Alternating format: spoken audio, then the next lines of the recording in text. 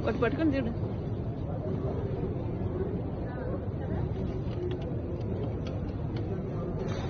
చిన్న సైజు టమాటా కేజీ 340.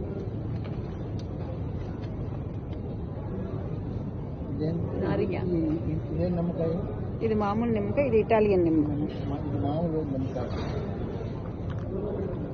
ఇది Italian 140. Italian నిమ్మకాయ 500 గ్రామ్. హాఫ్ కేజీ ఎంత? 140. ఇదేంటి 500 ఉందేంటి? కేజీ 500. కేజీ 500. కేజీ 500. వీడియోనే. గ్రేప్ ఫ్రూట్ అంట, అదేంటో మరి. కరివేపాకు